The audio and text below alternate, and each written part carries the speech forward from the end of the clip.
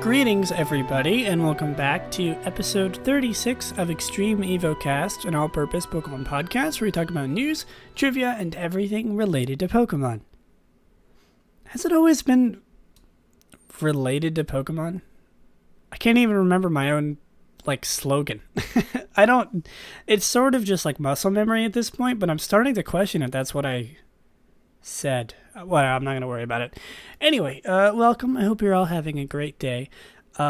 Today's episode might be a little bit unorthodox, not for its content, but in the way that it is recorded, because of two reasons, actually, let me just say.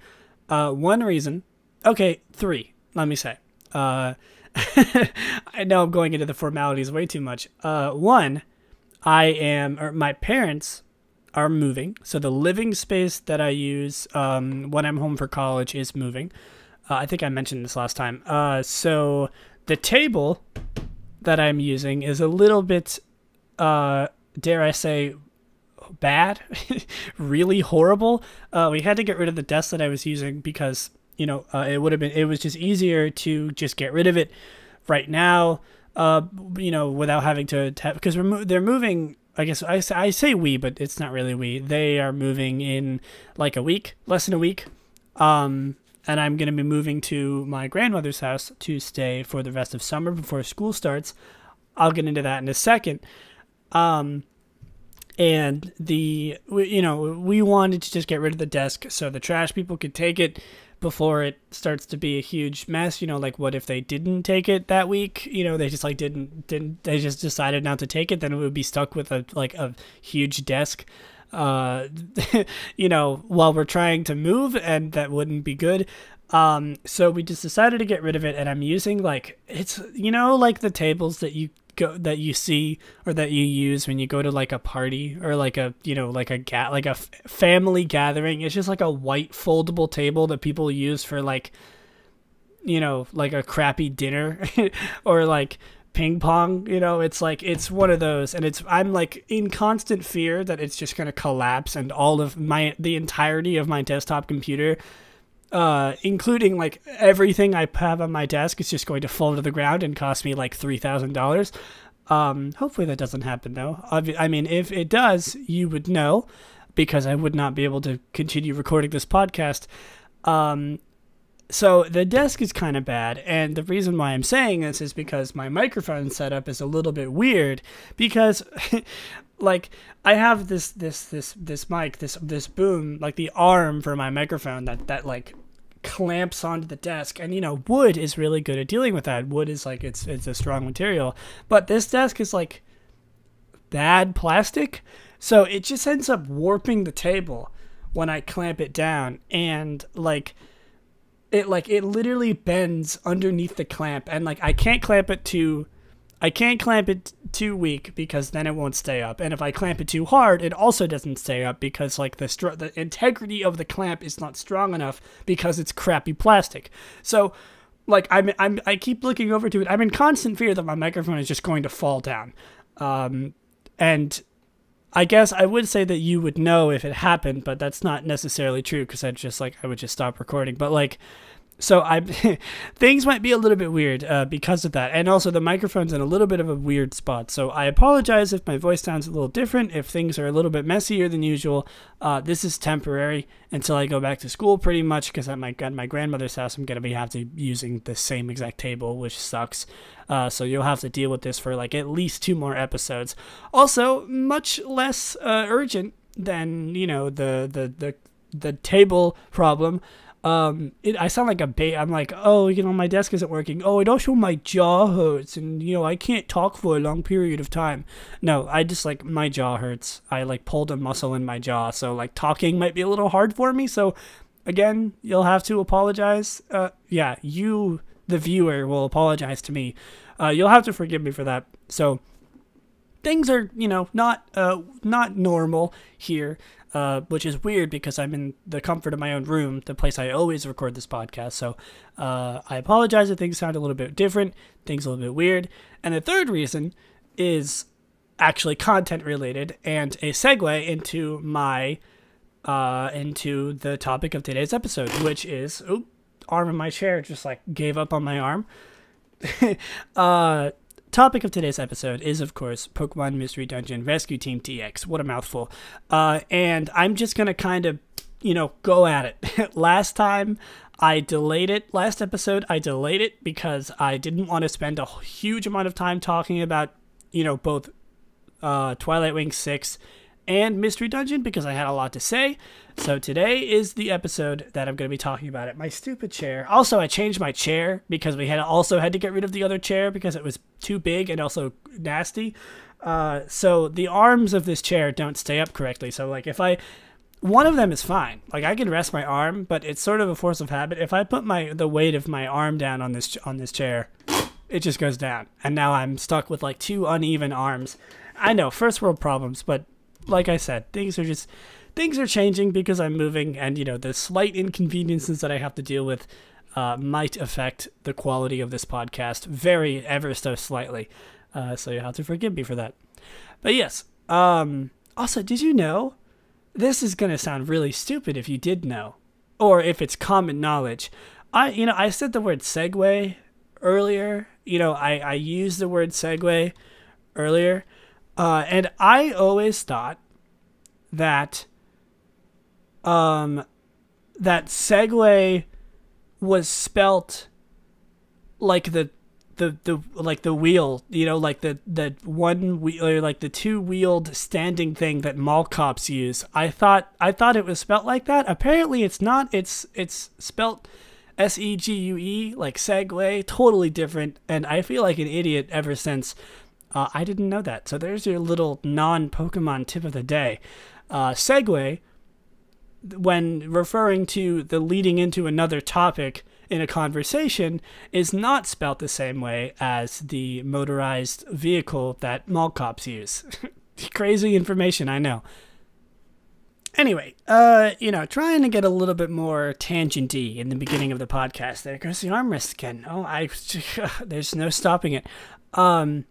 Like I sort of have been mentioning and getting stronger and stronger about this opinion as I go through this podcast, I want to get a little bit unprofessional with it. And, I've noticed that a lot of podcasts that I listen to, an example, My Brother and Me by the McElroy brothers, they sometimes spend at least like 15 to 20 minutes just talking about nonsense.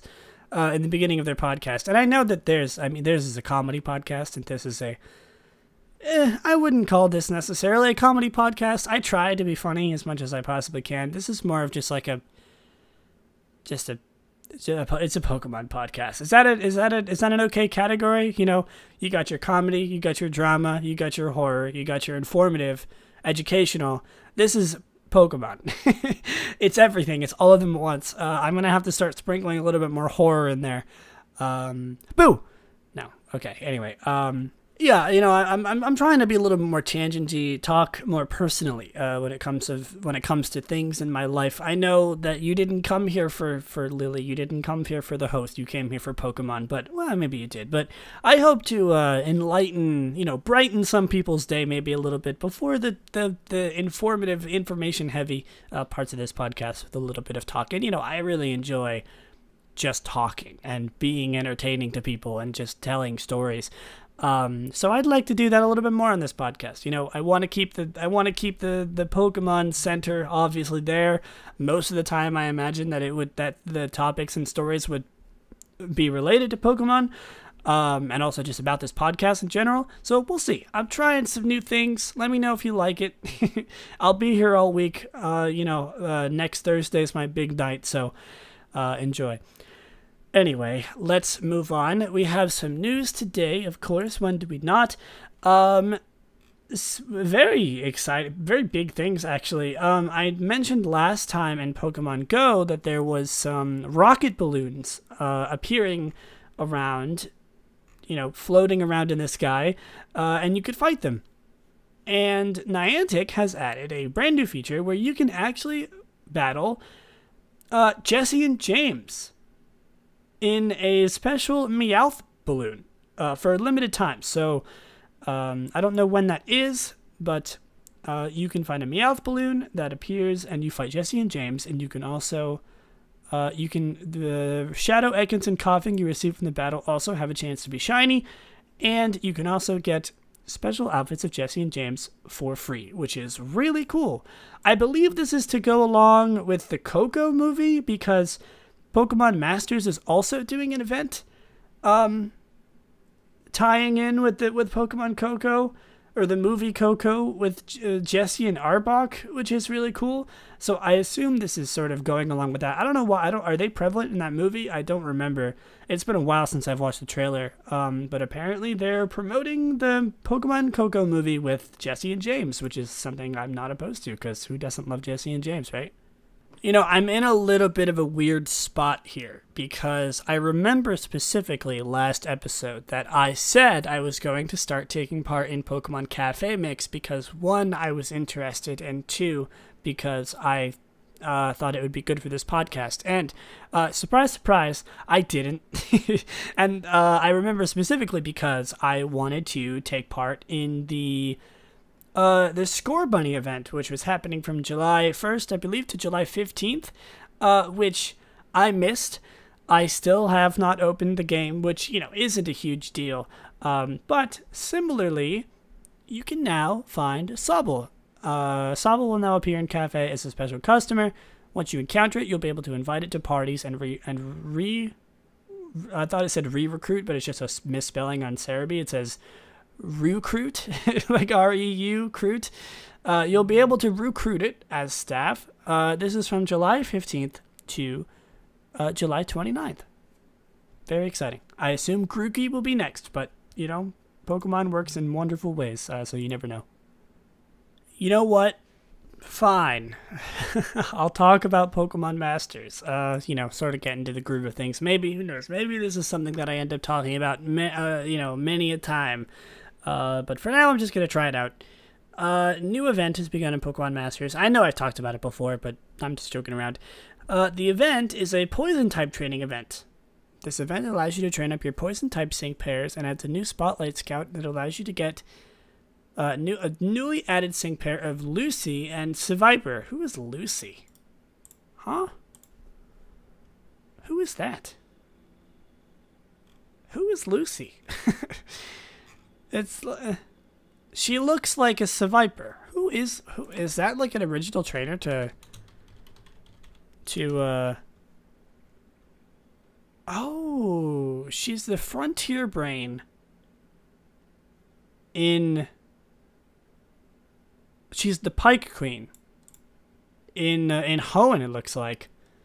Wow, she just, oh, I guess that's like the big Seviper building, isn't it? That's interesting. I never did the Battle Frontier as a kid in Ruby and Sapphire. It says she is the Frontier Brain and Lockkeeper of the Battle Frontier's Battle Pike. Her costume is made to look like a Seviper. She is the only character to have in the games to have the trainer class Pike Queen. Wow, interesting. So okay. So I didn't know that. Yeah, she's in Pokemon Emerald. She was a Frontier Brain, or one of them, or the Frontier Brain. Yes, she's the Frontier Brain of the Battle Pike. Okay, now that we've gotten that, I didn't know they were so intricate with their trainers. That's really interesting. I might actually play Pokemon Masters because of the trainers. I think they're really interesting. I didn't know they went so in depth to include. I know they did like most of the gym leaders and Elite Four members and some NPCs and stuff. I didn't know they did like the Frontier Brains and stuff. That's really interesting. Anyway, yeah, that is happening in Pokemon Masters, and it will run for 2 weeks. There is apparently a new way, you know, a very bold claim, a new way to play the Pokemon trading card game, raid battles. With this, you can set up raid battles featuring various cards with downloadable boss cards, with each boss having different strengths. There's a YouTube video. Wow, that is loud. Apologies. I don't know if you could hear that through my headphones. I'm watching it right now. What is this? So it's like there's 4 players. It's just raid battles. So it's like a max raid battle. But I'm doing like, I know you can't watch, I know you're not watching this right now, but I'm sort of doing a commentary. I don't think I'm going to watch this whole thing. Cool. It's just like it's just a max raid battle. Okay. Is that like a are they going to release like cards for that, or what's the deal? I suppose. I don't know if that's like a like an official announcement coming out, or if it's like it's already a thing. There's not really much information. Let me look on YouTube. Okay, shut up. Use your Pokemon TCG cards to take on powerful boss battles and exciting raid battles. Interesting.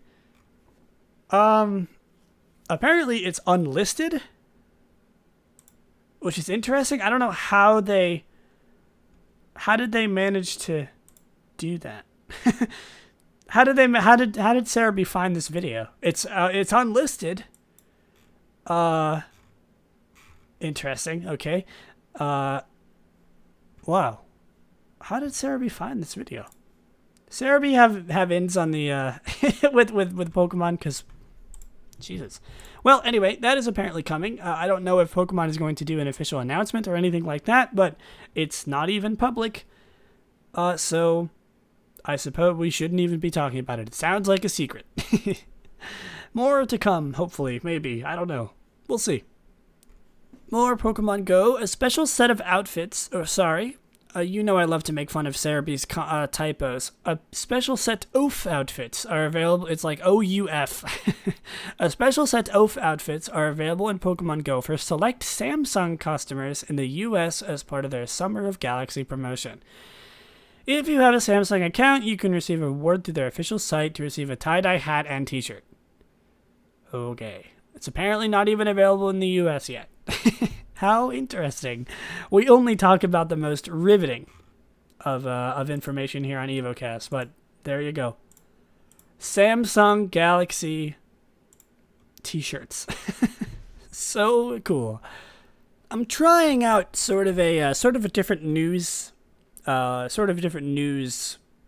formula here today. I hope you're enjoying it. I know I'm a little bit more like rambly and like umming and oofing every so often, but I'm doing it kind of blind. You know, I didn't really write down too many things. I'm sort of just scrolling through Twitter and scrolling through Cerebi to see if there's anything I missed, because I would sometimes like to get my my blind reactions of things. You know, so it's news. You know, I know that I should be knowledgeable of things beforehand, but I might do a mix of the two.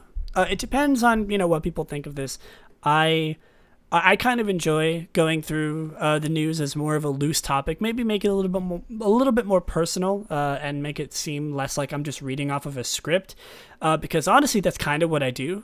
Sometimes I just read off of Cerebi, which, you know, I'm trying my hardest to avoid. I don't want this to seem like it's a super informative, super, you know, on the nose, you know, topical information about Pokemon.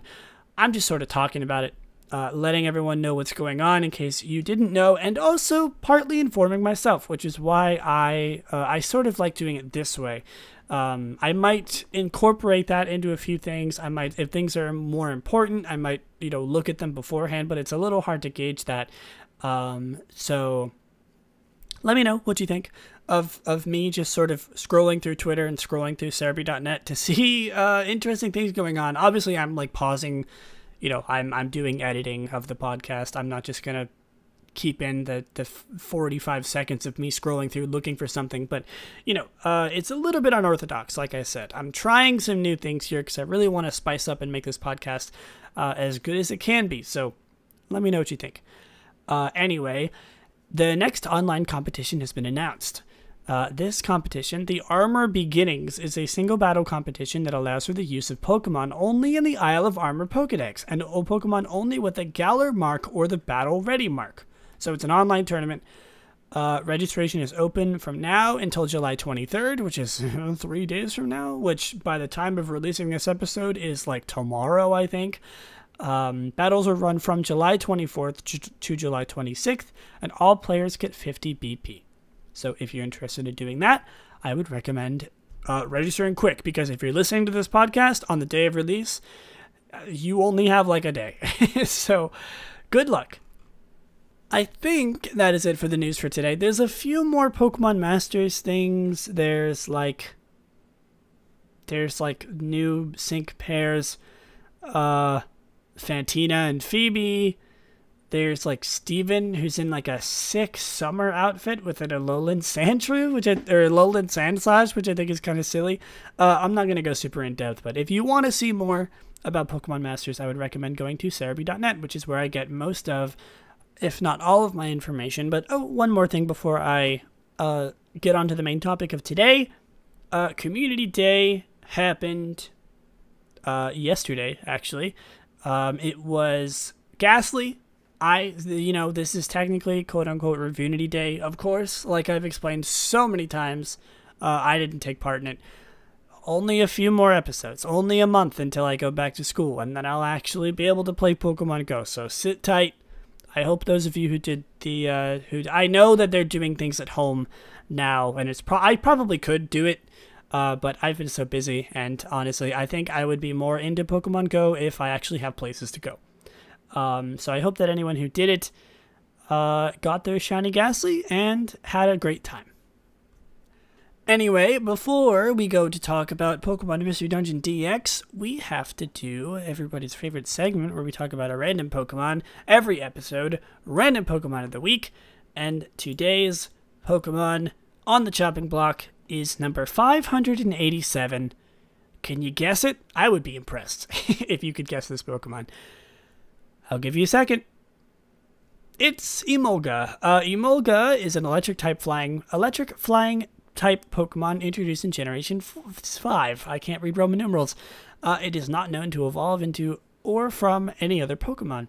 Emolga is the Sky Squirrel Pokemon, who would have guessed, and has the abilities Static and Motor Drive as its hidden ability. Its gender ratio is 50-50. It is 1'4" or 0.4 meters. It is 11 pounds. Wow, that's light. I guess that makes sense. It's a flying squirrel. Or that is also 5 kilograms. So Emolga, I really like Emolga. Emolga was sort of like the most unique, I think, like Pikachu clone of any generation. It could be argued that Minun and Plusle were a little bit more unique because it was 2 of them. Of course, Minun and Plusle were actually sort of the first. Of course, we got Minun and Plusle. I guess Pichu technically, not really a Pikachu clone, but it was introduced as the quote-unquote Pikachu of that generation. Pachirisu, Gen 4, Emolga, Gen 5, Dedenne, Gen 6, Togedemaru, Gen 7, and Morpeko, Gen 8. Testing my knowledge of the electric rodents there. Emolga, I think, is one of the more unique ones. I really enjoy it. It's obviously, I was going to say it's the only one that's not based just electric type, but that's not true. It was the first one to be anything other than just electric type in electric flying. So, of course, they took, they were like, how can we make an electric, what is another rodent that we can make this electric rodent based on? And they decided to go with Flying Squirrel, or I suppose probably more specifically a Sugar Glider, which is, no, Sugar Gliders are a little different. So Emolga is based on a flying squirrel wearing a cape. Is it wearing a cape? Is that true? Is that what it's supposed to be doing, is wearing a cape? I mean, it's like never shown because it never lands on the ground in any of the games. I thought it was just a flying squirrel. I guess it could be I guess it does kind of look like it's wearing a cape, but I think that's supposed to just sort of be, a flying squirrel. The squirrel specifically could be the Japanese dwarf flying squirrel or the feather-tail glider. Are any of those sugar gliders? I know sugar glider is a type of Japanese flying squirrel. What is it? Hold on, I'm gonna look this up. What differentiates a sugar glider from just a? They look okay. Actually, it does look a little more like Emolga. It's got the same black markings on it. So yeah, Emolga, they took the rodent and they were like, how can we be more unique with this? And they decided to go with the flying squirrel, which I like. I think it's cool. It's certainly not the most interesting Pokemon. I know some people who really enjoy Emolga. I really enjoy Emolga. I'm not saying it's bad. I'm just saying it's, It's the Pikachu clone, quote unquote, big quotes of that generation. And you know, it's cute. And it was a breath of fresh air, I think. One of the better ones, in my opinion. Then, of course, like, you know, Pachirisu was just a squirrel. Not that I don't like Pachirisu. And Dedene's, you know, Morpeko and Dedenne are both just like hamsters. I don't even know what Togedemaru is supposed to be. Anyway, Emolga was first seen in an image on August 7th, 2010. Citation needed. Unfortunately, there is no citation on this, so I can't confirm or deny this, or even talk about the image. And Emolga is the only Pokemon with a base stat total of 428. Emolga appears to be a corruption of Emanga. What does that mean? Oh, this is Japanese names. Its Japanese name is Emanga. What is Emanga? Emanga may be a combination of Emon and Momanga, the scientific name of the Japanese flying Wow, well, there we go. Momanga is the scientific name of the Japanese dwarf flying squirrel. And Emon is drapery slash clothes slash dress, referring to the wings that it has, which is cool. That makes a little more sense. I don't know where they got Emolga from that. Sort of just like a, you know, means nothing in English kind of name, but, you know, it's based on its Japanese name, which is kind of cool. Let's see what it's got for some Pokedex entries, if I can find it. The energy made in its cheeks, electric pouches, is stored inside of its membranes and released while gliding. They live on treetops and glide using the inside of their cape-like membrane while discharging electricity. I guess it is supposed to be a cape. It's just, it's a, you know, they're wings. It's not a cape. It glides on its outstretched membrane while shocking foes with the electricity stored in the pouches in its cheeks. So it's basic. You know, it's like, oh, it glides and it's the same thing as Pikachu. No, you know, I'm not trying to bring beef into Emolga. I enjoy Emolga. It's just, you know, it's exactly what you think it would be. Literally, the rest of them are exactly the same. Oh, hold on. There's some interesting ones here. It grills berries and bug Pokemon with electric shocks and makes meals of them. Jesus, that's gruesome. It usually nests in the holes gouged in trees by Pikipek. A little bit of a reference to another Pokemon there. They store up electricity to fly through the air. When thunder cracks at night, sometimes they are almost enough to blot them out of the sky. Jesus. As it flies, I mean, that's true with anything, really. As it flies, it scatters electricity around so bird Pokemon keep their distance. That's why Emolga can keep all the food to itself. Wow. Gluttonous little flying squirrel there. As Emolga flutters through the air, it crackles with electricity. This Pokemon is cute, but it can also cause a lot of trouble. You know, that's a little subjective. Personality varies between Emolga and Emolga. I think that's a little bit mean. That's a little bit of a stereotype. No, I'm just joking. Let's see. No Mystery Dungeon references, which is a little sad because it is what we're talking about today. What can we talk about? Pokepark 2, which is a game, as well as the first one, is a game that I very much want to play again and talk about in this podcast. I love those games. I'll get into that another time, though. The Pokepark pad entry for Emolga is, he likes to ride on the wind, but he also loves the thrill of hide and seek. He cannot help looking for hiding places while he's flying. How cute. And the picture for Emolga in this entry is like, oh, he's so sassy. He's giving a wink and an open-mouthed smile. He's really sneaky. Very cute. Cool. What else is there to talk about with Emolga? I suppose its shiny form is all that's really left. Emolga's shiny form is, you know, nothing to write home about. It essentially changes nothing in terms of the white and the yellow on it, but the black sort of outside of Emolga and the markings on its face and its ears just turn into like a pale brown. And its eyes also turn the same color, which is very interesting. It sort of just looks like I make a lot of analogies, like, oh, they just did this in Photoshop, but like it looks like they sort of just took they selected everything that's black and just like washed it over with this brown color, including its eyes, nose, mouth, and everything else. Which, I don't think that's necessarily a bad thing. It looks okay. It doesn't really look that good with the yellow and the white. So I'm honestly I'm not a huge fan of Emolga, or of Shiny Emolga, but, it's something. I'm going to say, like, 6 out of 10. It's not bad, but it's not great. It's not worthy of, like, the middle. I definitely like it better than most. Slightly above average. So I'm going to have to give it a 6 out of 10. Moving on, let's take a look at Emolga in terms of competitive Pokemon. And let me say, it is not very good. Let's see if there's a... Okay, yeah, there's not one for Sword and Shield. I don't even remember if Emolga is in Sword and Shield, but if it is, nobody has bothered to give it a moveset yet. And it says, Emolga is in the PU category. This is written by JSmash324. Despite Emolga's unique attributes in a Electric Immunity and Encore, its stats outside of speed are quite lacking, and it is outclassed by mainly Oricorio E.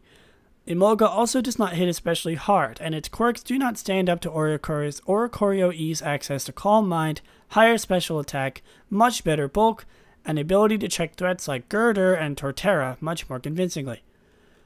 Emolga aims to perform as a pivot with utility moves in Encore, Taunt, and Knockoff with its respectable speed tier and ability to gain momentum by disrupting the foe.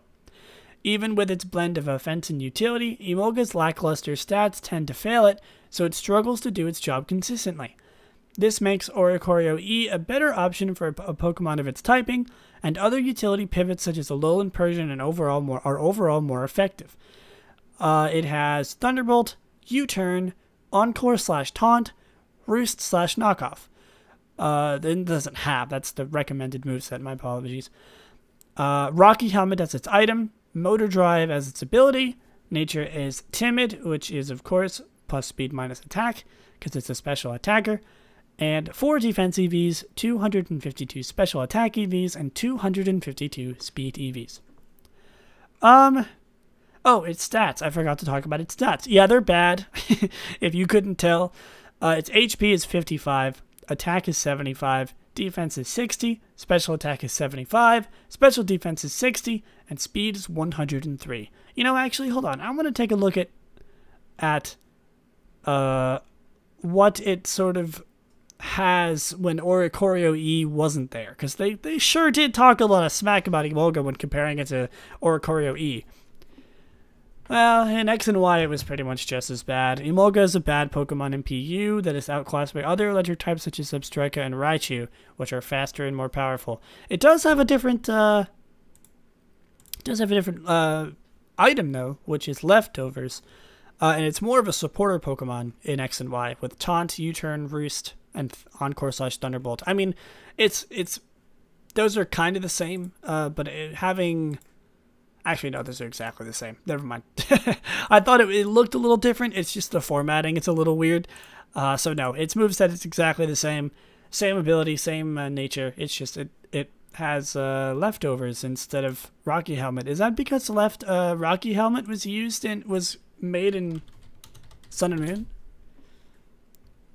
Yeah, introduced in... No, it was in Generation 5. Interesting. I wonder why they decided to give it the Rocky Helmet. I guess it's...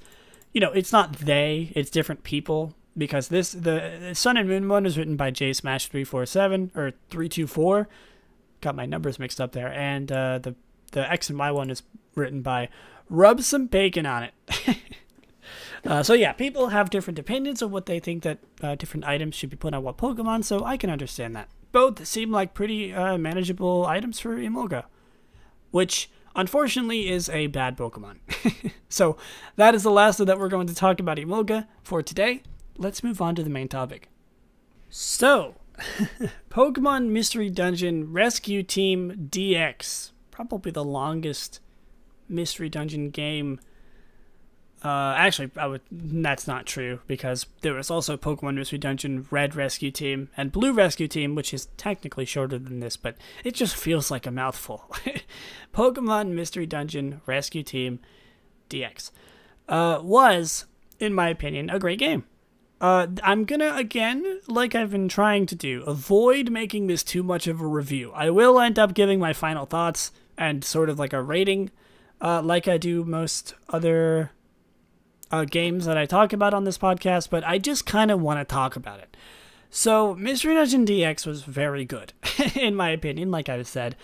I got it, I didn't get it immediately as soon as it came out, because honestly, like, I was excited about it, but I originally wasn't going to get it. I didn't finish playing through Super Mystery Dungeon, which honestly is not that great as far as I got through. I might finish it now that I'm sort of in a Mystery Dungeon groove, but we'll see. I played so much Explorers of Darkness, like just so much of that game. And that was my childhood game. I did play a little bit of Red Rescue Team and Blue Rescue Team, but it was so long ago that I didn't. Here's the thing that you're going to hear me say a lot in this conversation about Mystery Dungeon DX. I don't remember somehow a thing about that game. I remember I beat that game. I played through it. I beat Groudon. I beat Rayquaza. I didn't remember any of it. Literally any of it. Like, any of the fine details. I knew you fought Groudon. I knew you fought the birds. I knew you fought Rayquaza.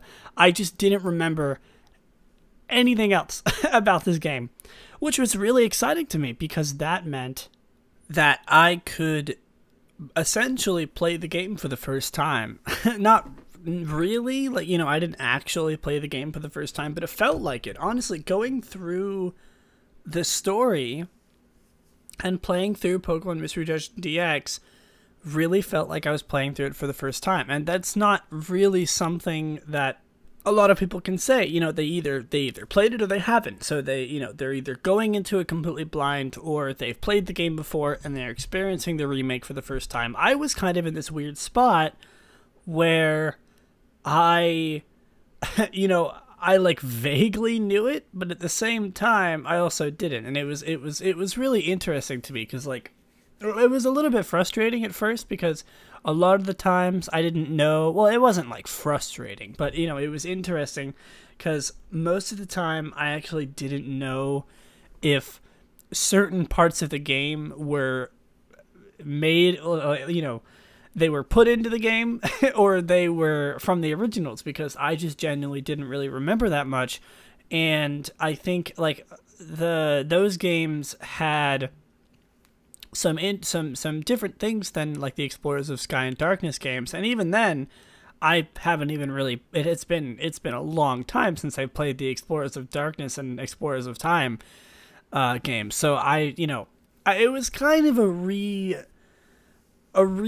a jump back into the Mystery Dungeon series, which I think personally this game is really, really good for. And like I said in the past, I don't really want this to come off as a review. I want to just share my thoughts, so I'm not going to be going over everything possible, because I don't really want to spend a lot of my time writing down every single tiny thought that I had about this game, and I would much rather just sort of talk about it in a natural sense. I mean, I do have some notes written down about stuff that I would like to cover. Like, first of all, I imagine that I will be talking about Mystery Dungeon games in the future, and I'll talk about those games as a whole, which will include these games in a future episode, I assume. Knowing me, that's probably something that I would do. Because, I want to replay through Mystery Dungeon, Red Rescue Team, and Blue Rescue Team. I want to play through the Explorers games. I've never played Explorers of Sky or Gates to Infinity. And I've essentially never played Super Mystery Dungeon, because I played that game for like 2 dungeons and then I stopped. So, it's weird. Like, I want to play these games, and I think that I'm going to save my super intricate thoughts about the Mystery Dungeon games to that episode, or to those episodes, because if I'm being honest with you, this game really didn't incorporate anything new to the series. I mean, there was a few things that I will touch on, but like, it was true to the series. I mean, I remember the games pretty well, and like, it was great. I genuinely really enjoyed this game. And just for the reason that I love the Mystery Dungeon games. They're like my favorite Pokemon spin-off games. They'll forever be dear to my heart. As a whole, just in concept, you know, being able to play as a Pokemon and exploring this world where humans don't exist. Maybe, I don't know, there's a few, like, humans did exist, but they went extinct, or they never existed, who knows. They're, like, obviously the whole plot of the game is that you are a human that's transformed into a Pokemon, but it's never really explicitly explained. Did Pokemon exist? Do Pokemon exist? Is this like an alternate universe where the Pokemon are aware of humans? Who knows? I assume it is like a post-apocalyptic world. I think that someone in my stream chat told me that that's like pretty much what it's implied to be, that it's post-apocalyptic, or I guess post-apocalyptic in terms of humans. But like, you know, the games are just genuinely really solid. You know, like I could talk forever about these games, I think, but I want to specifically touch on Mystery Dungeon DX, which is where this tangent is going, essentially. I'm not going to be covering Mystery Dungeon as a whole. I want to just talk about this game, what it changed, what it did good, what it did bad. Yeah, I mean, let's jump into it. Let's start. Like, you know, we're already sort of in that whole conversation, but like I said before, it was a great game. I streamed it over the course of like 2 months, I think, something like that. It was a pretty long time. Like, it was quite a while. I took a few breaks, and like, even then, it's just a long game. It took me, I think, like 30 hours. It was like, at my final time was like 30 hours. Then again, I did spend a lot of time grinding. More so than I think that you would normally do. I eventually got to like gold rank by the time I was done with the game, which is like, apparently people in my chat were like, wow, you're gold rank. Like, you know, most of the time people hit gold rank like when they finish the game, but I was like 3/4 of the way through gold rank when I finished it. Just because, and the reason behind that is because I loved playing it. You know, I loved doing the tasks. I loved doing the rescue missions. It was just so fun, man. Like, this is totally kind of off topic, but I want to play through Explorers of Darkness and Time again. Now, I probably will. I have them for the DS. I should really play through them. I miss those games so much. I miss the Wigglytuff Guild, and I'm excited to play. Though, like, I'm a little reluctant, because if I do play through those games, I kind of want to do it on stream. So, like, if that's something you're interested in, look out for it. I might be doing it sometime soon. Maybe not soon, but eventually. Anyway, like, I don't even know what I was talking about. Right, yeah, okay. I was talking about the fact that I really enjoyed the game. I did. I loved this game to death. I mean, like I said, I streamed it for over 30 hours. I wouldn't have played through this game nearly as much as I did if I didn't love it as much as I did. And, like, there's really not much to talk about, because it was, as far as I could tell, according to what I experienced through Red and Blue Rescue Team, it really wasn't all that different. I mean, the biggest thing, I say this a lot, you know me, I say this a lot about things, but the game was gorgeous. Obviously, I think, and like, I'm not just saying that, I think the biggest thing about this game is that it was a remake, an HD remaster, essentially, and like, God, did they remake it? Did they remaster it? It looked beautiful. I love, like, the 3D models for the Pokemon fit so well for the series.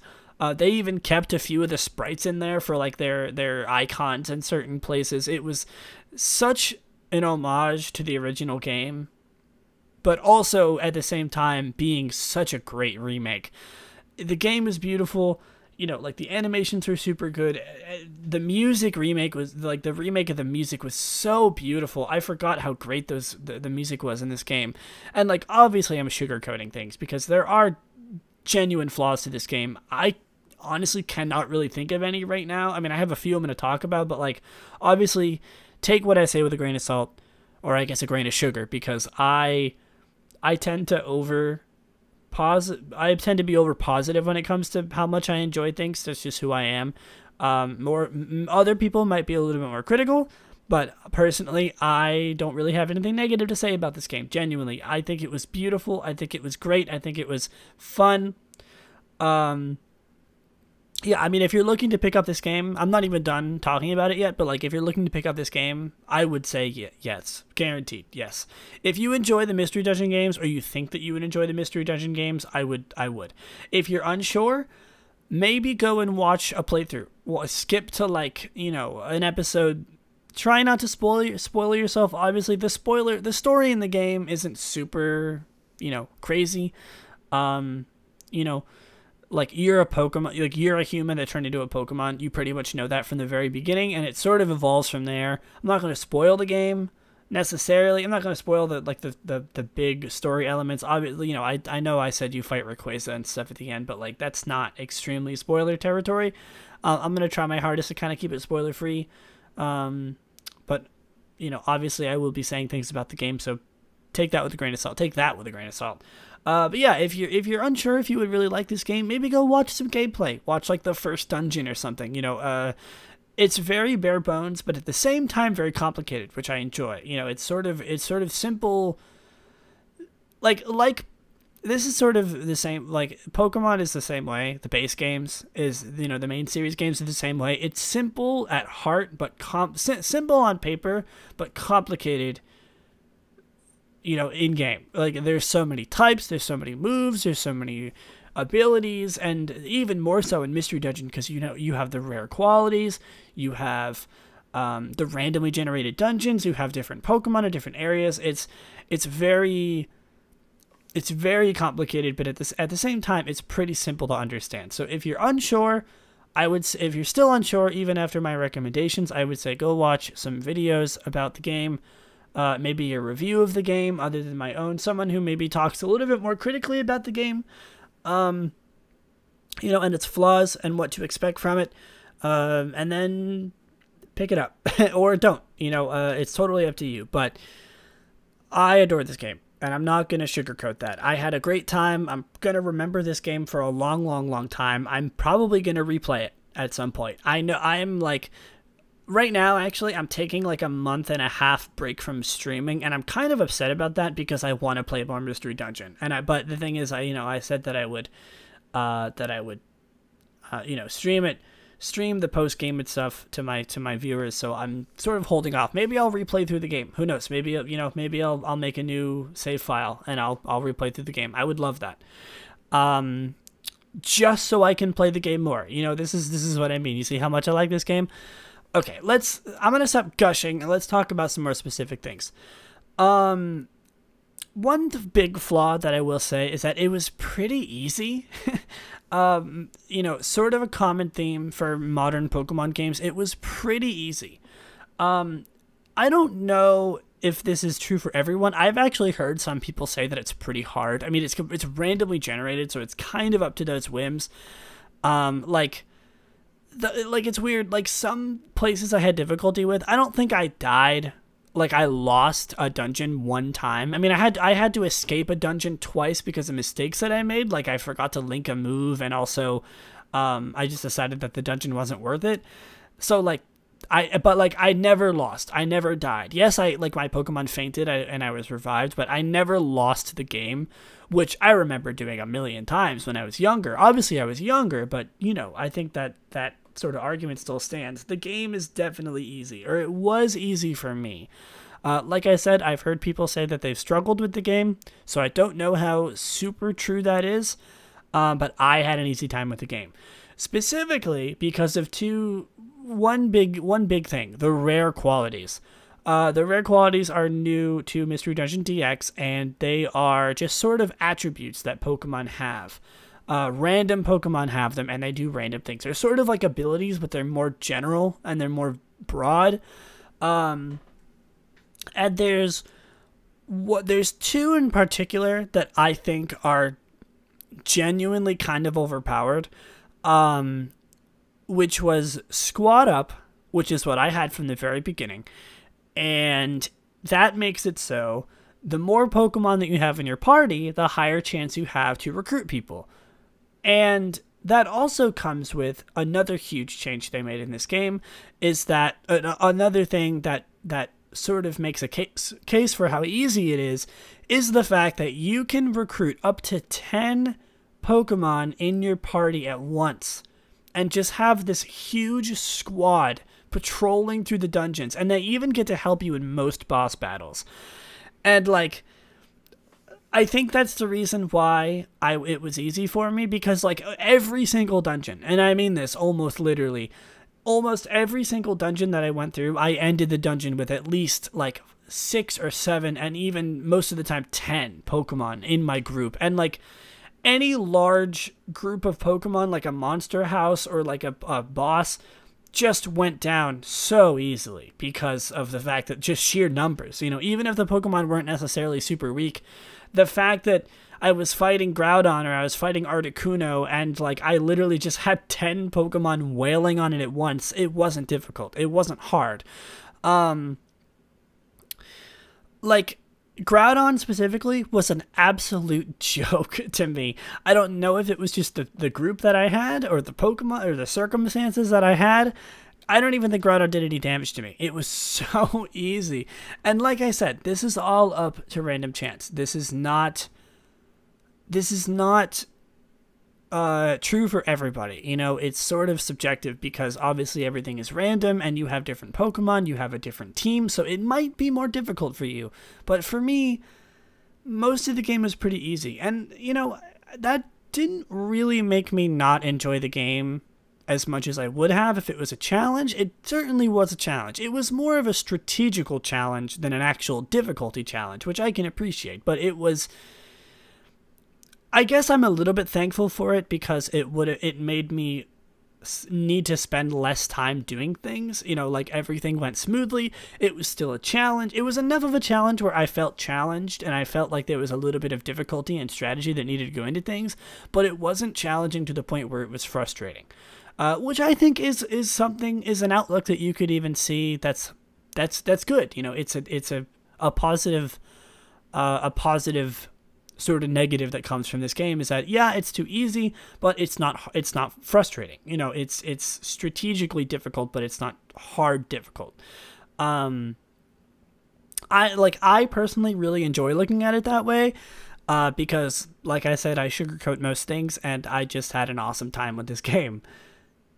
And so, like, you know, there's the Squad Up rare quality, which makes it so obviously you can just amass this giant group of Pokemon. And then there's the one called Small Stomach, which is the one that I had later in the game. And Small Stomach is what I like to call the rare quality that completely alleviates a main game mechanic of Mystery Dungeon, which is that anything you can eat, whether it's a Pecha Berry, you know, to heal your poison, or if it's a plain seed that is supposed to do absolutely nothing, or if you die and you eat a Reviver seed, it completely fills up your stomach. Normally, you're supposed to do that with apples, or citrus berries, or perfect apples, or big apples, but no. With this rare quality, you literally don't have to worry about that, and the rare qualities affect your entire team. So if you ever decide to play as another character, like as another team member, it just doesn't matter. Like it carries on and you just don't need to worry about hunger anymore. Once I got that rare quality, I did not have to worry about hunger anymore. It was that simple. And I think that one in particular is extremely overpowered because like hunger is a genuine problem in most cases. You know, you need to, like, the whole thing about Mystery Dungeon is that you need to worry about your inventory management and what items you bring with you, what items you pick up on the way, what Pokemon you have, their type advantages, and like it completely alleviated the need to go out, like make sure that, oh, do I have enough apples? Do I have enough seeds to cure my hunger? It doesn't matter. you're going to be eating seeds anyway, and you only need to bring my biggest thing is that I amassed so many reviver seeds, and I didn't die so much. Like, whenever I did die, the reviver seeds would just become a plain seed once you eat them, once you get revived. And that plain seed, the reviver seed would completely fill your hunger, and then the plain seed would also completely fill your hunger. So one reviver seed is essentially just like a free double belly fill when you die, which is insane. It was really, really good. And like, I amassed so many plain seeds that like I didn't even need to bring apples with me, or like orange berries. If I got low on health, I could eat an orange berry that would completely fill my HP and completely fill my belly. So like, I think that's what made the game so easy for me personally, was those two rare qualities. But like, you know, it wasn't just that. It was there were a lot of other things that made the game pretty easy. But I think that it was mostly thanks to the rare qualities, which personally I really enjoyed the rare qualities. I think they were really cool. I think they were a really cool addition, sort of like a second ability that most Pokemon had. Some Pokemon just didn't have any, I think, ones that you recruit, but like you and your partner always had one, and you could change it with like the gummies, and it was fun. I enjoyed it a lot. I'd like to see like what all the rare qualities are and stuff like that.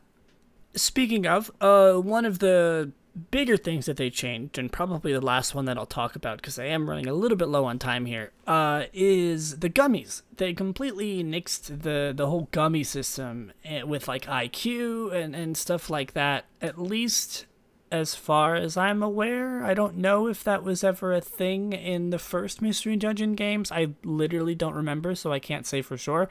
If there was more than just the rainbow gummies, because in these games, there's just the rainbow gummy, which simply increases stats. And I know that's what the original gummies did, but the rainbow gummies just increase a random stat. And then, of course, there's like iron, carbos, protein, and stuff that increases stats that you want, which I suppose is kind of a way of replacing gummies. Excuse me, I'm just taking a drink here. So like, it's not really a huge change. I never really saw a problem with changing it. It was just an interesting change.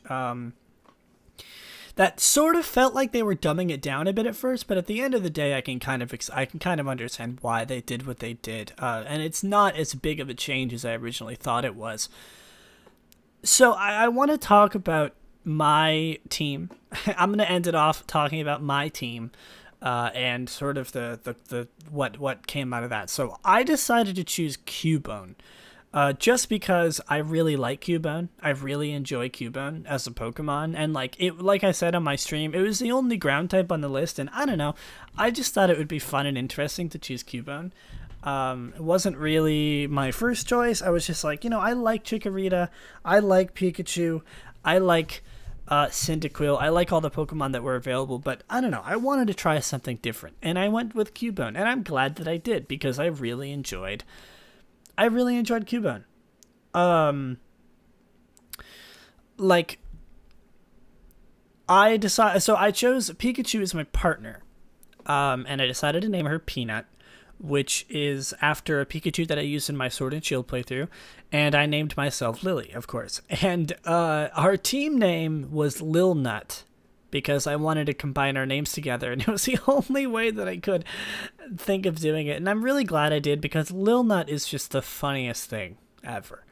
I love it a lot, and I even have 2 Funko Pops, a Pikachu and a Cubone, inside my tower of my computer right now. I can see them from where I'm recording this. It's below my feet because I have this crappy desk, or this crappy table as my desk. But I decided to put a little Pikachu and a Cubone inside my computer. Don't worry, it's safe in there. They're not going to damage the computer or get damaged themselves. But just because I like my team so much. I love Lil Nut, as funny as that is to say. That's how much this game left such a meaningful impression on me. If that doesn't say it, then I don't know what. I mean, I drew my team, too. You can check out my art at twitter.com/Lillieceon. I post all my art there. I spent like 12 hours drawing up just like a portrait of my of my team. And like, that's what I mean. I love, you know, I'm a lover of like characters and stuff, and like, you know, Pikachu and Cubone, and it was just the perfect scenario. But like, even then, I still, like, I loved my team. I loved the Pikachu and the Cubone. I loved Lillie and Peanut. It was so cute. The game was adorable. I have so much to say. I also had a third. I had a Magby on my team named Spitz, which was also named after a Mag Mortar that I had in my first Ultra Sun and Ultra Moon playthrough, and she was good because she covered our weaknesses vaguely. I figured Peanut is weak to ground, which I pretty much cover. I mean, ground is sort of our weakness, our big weakness, the whole team, because ground hits Spitz and Peanut super effectively, but, you know, I'm fine.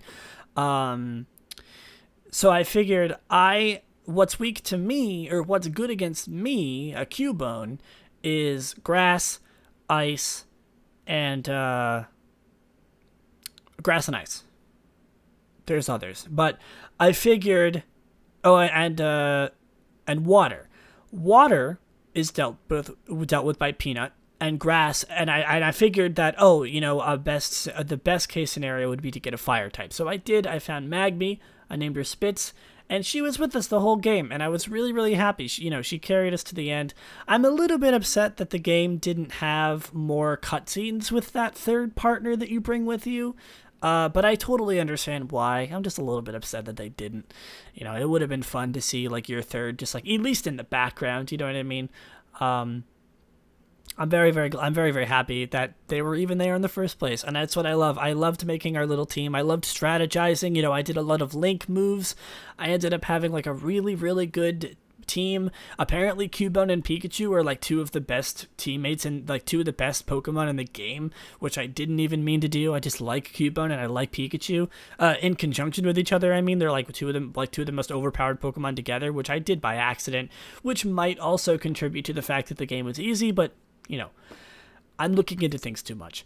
I spent a lot of time strategizing. I spent a lot of time making up our movesets and you know, strategizing, you know, what to do, what moves to get, what types would benefit us the best. And it was just, it's what I love about Mystery Dungeon, and this game just does it so well.